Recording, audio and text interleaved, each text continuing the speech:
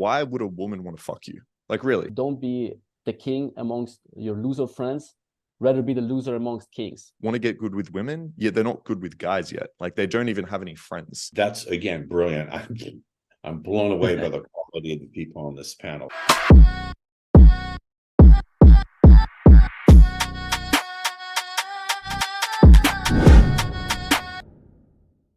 How can a normal guy gain more value in his life? What kind of value can a man build upon himself, which will better his chances for dating? A couple of things. First of all, and is beyond confidence, beyond all that, is unconditional self-acceptance. I think the greatest utility value you can provide to a woman is to know how to give her the emotional experiences that she craves. One of my most basic teachings is women look at us through the feelings they have for us. This is one of the reasons why guys who are not super attractive or super successful can get women. They know how to create, and you don't have to do it in a way that's damaging, but women look at us through the feelings they have for us. So if you know how to evoke those different feelings, fascination, connection, as well as comfort and safety, arousal, those are all things to me that will cause her to choose you above all the other choices she's got.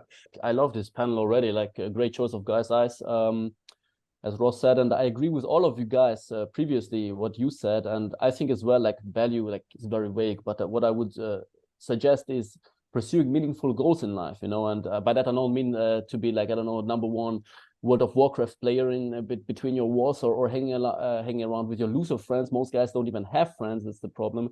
And they focus on the goal of how to get high value girls. You know, if you're not high value yourself, the girl should be the cherry on your cake and not the cake itself. That's the problem with many guys. They don't have meaningful goals. They don't prioritize self-care. They are not high value themselves. So what do you expect to get a like a good looking girl staying with you? Like, okay, here and there you can get one night stands, but not meaningful relationships for long term, you know, if you don't if you carry yourself like shit. And don't be what I would suggest as well is don't be the king amongst your loser friends. Rather be the loser amongst kings, because those people will upgrade you, you know. You're smart, and you're really good with metaphors. I like you. No, I mean, because you feel better, you know, as a loser, you feel better. Look, oh, I'm the king within my friend groups, you know, between all the like amongst all these nerds and etc. etc. I'm the king. Everybody looks up to me. But as soon, and this Markus said as well, they cannot hold court in front of other men, in front of other high value guys. You know, they lack. I never met a guy who's really good with women who is not good with men, like when it comes to talking to men and holding court in front of men, you know. And yeah, I think I can add to this. I mean, we already had very good opinions and very good insights. So yeah, I can kind of attest to that. It's like the analogy of being the big fish of a small town, which is kind of where I was at. And then you move to a big fucking city and you're fucking tiny.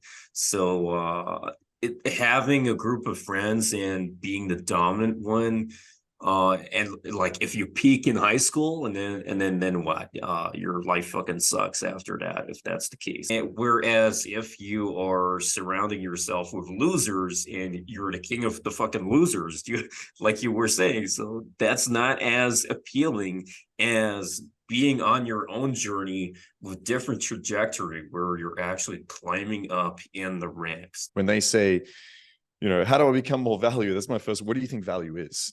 And essentially, to me, it's going to be attraction. So we're looking at value from the women perspective. Why would a woman want to fuck you? Like, really, you go to a club, you find this girl attractive. Like, why should she fuck you? Like, if you're in her shoes, would you want to fuck you? Like that's where I start.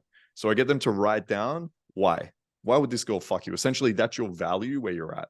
And then I ask them, like, what can you improve on? What can we actually get better here? Want to get good with women? Yeah, they're not good with guys yet. Like, they don't even have any friends. So it's like, if that's where you're starting at, don't go to the club, go to a fucking sports game or something, right? Like, go out and actually get a hobby like dancing, build a network of men that you can actually learn to be social around. Then from there, learn to be social with women. So many guys are stuck because their internal dialogue is what shapes their outer world.